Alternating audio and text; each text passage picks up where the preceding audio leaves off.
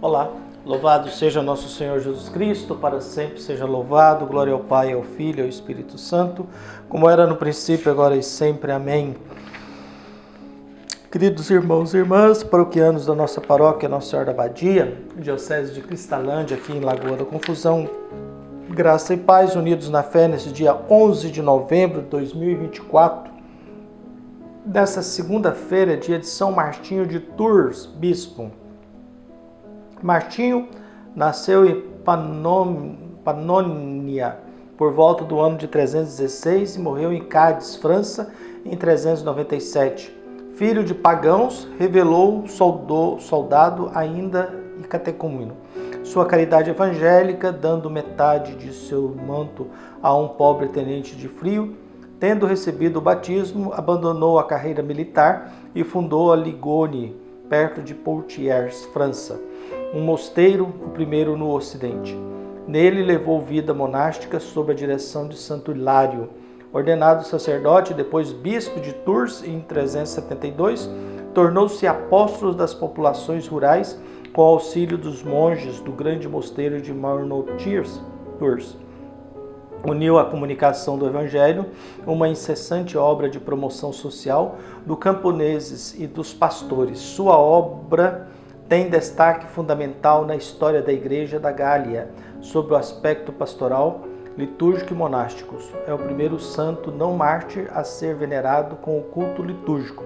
Seu sepultamento, em 11 de novembro, é recordado pelo martiriológico Jeronomiano do século VI. E o evangelho que nós temos é tirado de Lucas, capítulo 17, versículos de 1 a 6. O Senhor esteja convosco, Ele está no meio de nós. Proclamação do Evangelho de Jesus Cristo segundo Lucas. Glória a vós, Senhor. Naquele tempo, Jesus disse a seus discípulos: é inevitável que aconteça escândalos, mas ai daquele que produz escândalos. Seria melhor para ele que ele amarrasse uma pedra de moinho nos pescoços e o jogasse no mar, do que escandalizar um desses pequeninos. Prestai atenção. Se o teu irmão pecar, repreendei-o. Se ele se converter, perdoa-lhe. Se ele pecar contra ti 7 vezes, um só dia, e 7 vezes vier a ti dizendo: estou arrependido, tu deves perdoá-lo. Os apóstolos disseram ao Senhor: aumenta a nossa fé. O Senhor respondeu: se vós tivesseis fé, mesmo pequena como um grão de mostarda, poderíeis dizer a esta amoreira: arranca-te daqui e planta-te no mar, e ela vos obedeceria. Palavra da salvação. Glória a vós, Senhor. Queridos irmãos e irmãs, atentos à palavra do Senhor, nesse dia que celebramos aí a memória de São Martinho Tours, peçamos a Deus que dê sabedoria a cada um de nós.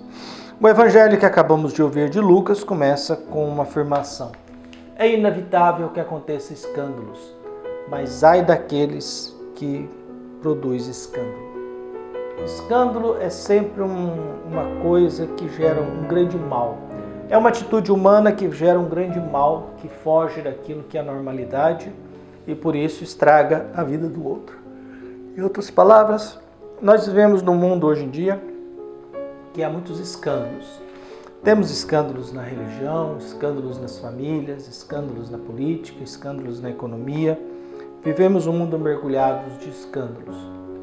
A internet descobriu que escândalo dá lucro, então tem muitos influencers que procuram gerar sempre escândalos porque isso dá uma rentabilidade. Tem gente que ganha a vida gerando escândalos. E a orientação de Jesus: vivemos num mundo religioso muito envolvido em escândalos também. É um bispo com padres que são presos por desvio de dinheiro da sua diocese. É um outro padre condenado e julgado porque desviou dinheiro também. É outro preso por mexer com crianças. É um pastor assassinado e uma pastora sendo condenada e julgada como tivesse assassinado o próprio pastor. É um líder espírita preso por assédio, por estupro. Então a gente vive muito mergulhados nisso. A gente vive muito mergulhados em maus exemplos e escândalos no mundo atual. A orientação de Jesus seria melhor amarrasse uma pedra de moinho no pescoço e jogasse ao mar. Viu? A orientação de Jesus em Lucas é muito dura em relação a isso. Viu? O que nos salva? O que nos salva é o perdão. Viu? O que nos salva é o perdão. E por isso que Jesus continua depois dessas observações. Olha, ai daqueles que produzem escândalos, e era melhor se jogar no mar e encerrar a própria vida do que escandalizar um desses pequeninos. Pequeninos são as pessoas humildes na fé. É lamentável quando um líder religioso escandaliza os seus membros da sua igreja, mais humilde, mais simples, que às vezes doa o dízimo com muita honestidade, com muita seriedade, que confia no pastor ou no padre, passa um pouco são vítimas disso. O que nos salva diante da situação é o perdão. Prestai atenção, se o teu irmão pecar contra ti, repreendei-o.